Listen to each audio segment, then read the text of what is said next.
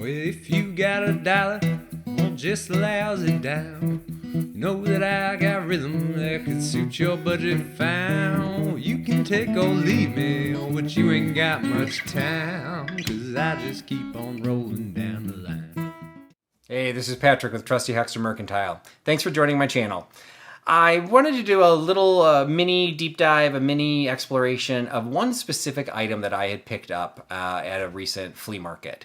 And it definitely falls into the category, I've talked about this off and on in the past, there are no such things as mistakes, but there are ideas of when you buy with your heart versus when you buy with your head.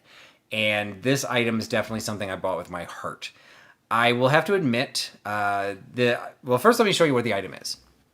So first of all, it's a very large, heavy metal box. On the box, you have a silhouette of a donkey kicking a cowboy, a prospector or something, you know, some sort of a Western motif of a donkey and a man.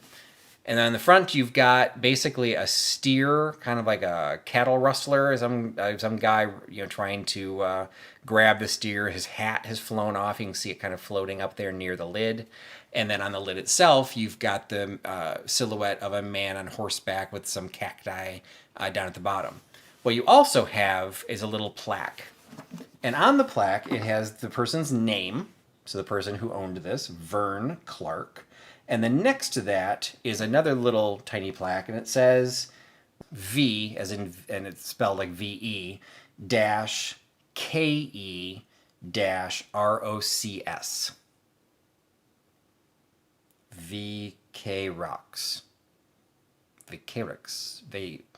Vecarax. I have no idea what that means. There are hyphens in between each one, so I have no idea. Underneath it's kind of like a little logo that looks like some keys and some grass. And then it says Club Caller. And then it says Rockford, Illinois. So all of this from the outside pretty much meant nothing to me. The closest would be something that said Club Caller, but I didn't know what that meant until I opened it. And once I opened it, I found a series of cards. And so these cards all have little, like the little dividers in them. And they say things like a quarter more. And Alamo style. And all 8 chain. This was still not ringing a bell. And then I kept going. Backtrack. Let's see if I can get to the ones that started. Centers through the gate. Chain star through. Circulate. Clover and anything. Cross fold. Cross and pair. Curly Q.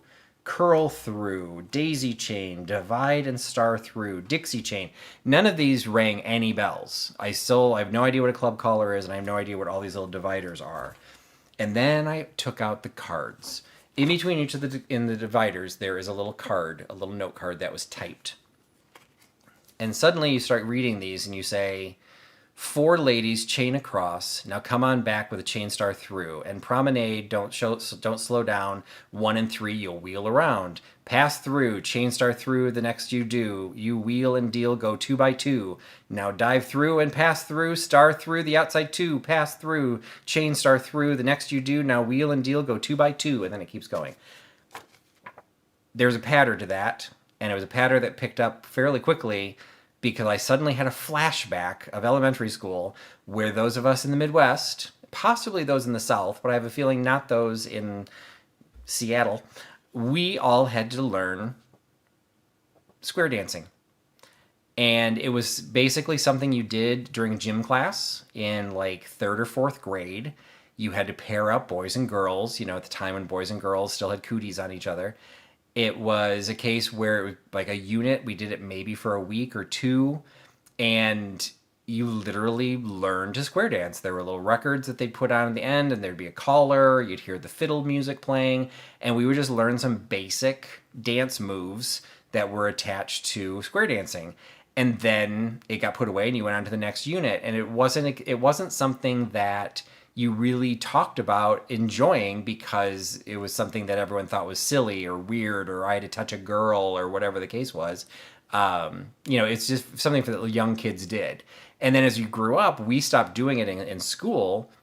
I can say well into my adulthood, I've not met any square dancers. I don't know anyone who square dance. I don't run into them. I don't see them in the wild. The closest I had was there was a guy I went to high school with who actually did clog dancing. So that's probably the closest to this.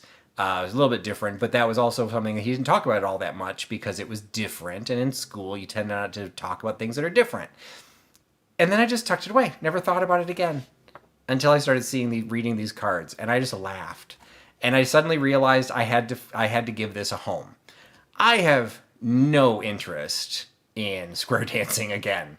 Zero. Let me just make that very clear. There's nothing wrong with square dancing, but this is not a life goal I have to relearn or to learn how to square dance, or even worse, how to call square dancing.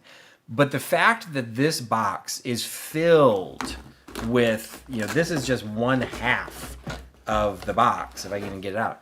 That's just one half of the calls that this Vern Clark created or wrote down or somehow documented.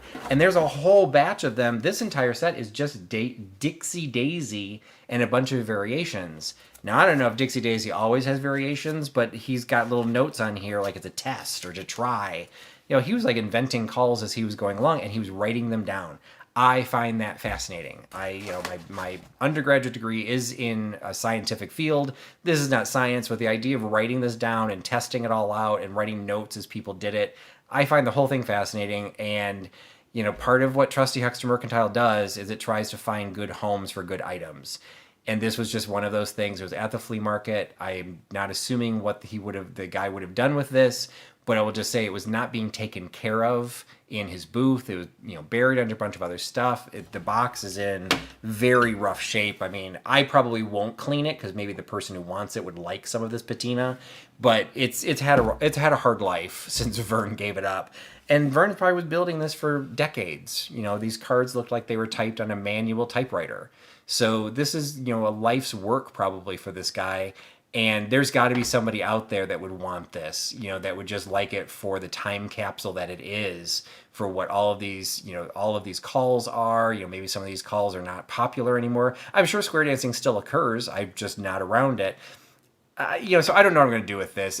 Maybe if I still had a booth, I'd put it in the booth, although I'd be a little worried that some of the cards would disappear or get damaged. So maybe I'll put it online, but I'm not sure if it'll really do well online.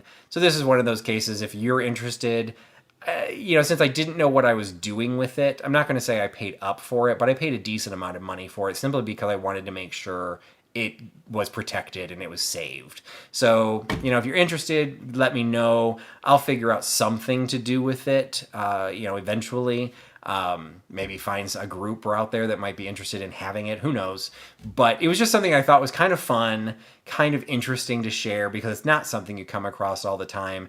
And even, nowadays there probably are people that are writing it all down. It's probably being kept on a phone or, in a file folder or something like that. So just the idea that all of this has been kept in this cool box that maybe Vern made himself, it's a lot of fun.